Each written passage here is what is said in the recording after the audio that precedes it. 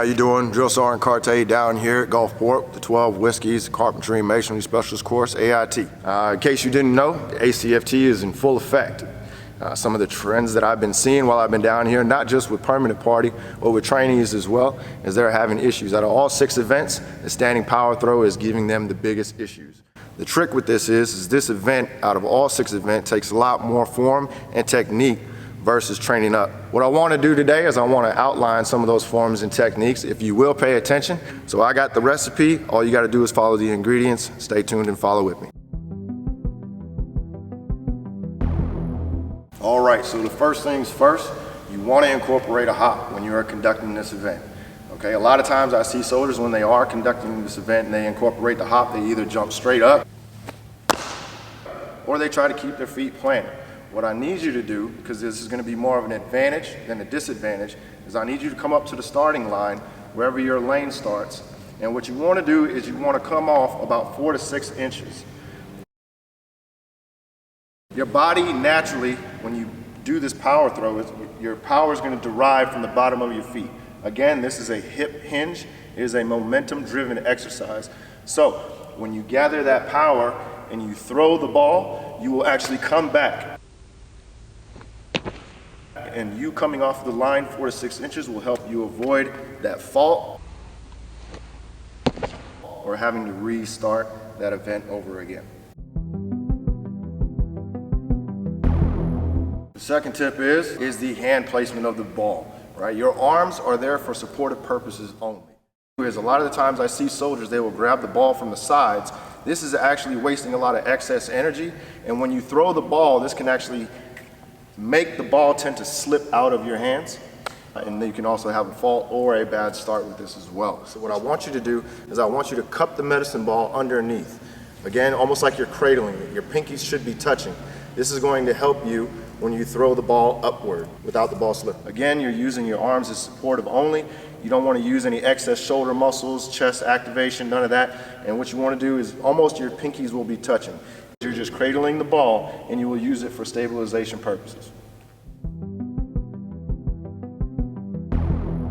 All right, so now that we have our foot placement and we have our hands cupped underneath the medicine ball itself, now it's time to talk about the execution of the throw.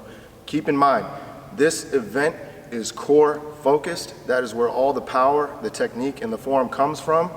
When you are executing this, you want to make sure that this is a hip hinging exercise. This is not a squat. I see a lot of people come through and they will squat. Just like a kettlebell swing, you're going to drive your hips forward, your core is going to be activated, and your glutes will be flexed.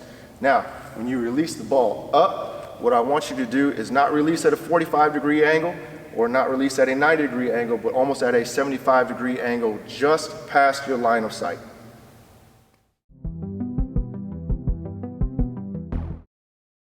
All right, so in this shot, the soldier has an okay form, not the best, but they ended up releasing the ball just a little bit too late. That ended up causing the ball to go straight backwards instead of having some type of parabola.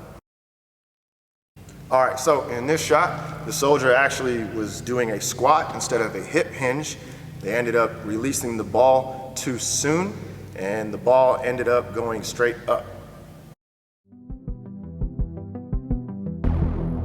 Now, what I want to do is I want to give you guys some quick exercises that you can implement into your workout program that will help you focus on the form and the technique being used. Number 1 is going to be the power jump, right? Do a power jump with the medicine ball. Depending on the weight, however you feel, get your sets, get your reps in. To me, I'll try to keep between 15 reps with 3 sets. I usually put it at the front or the end of an exercise.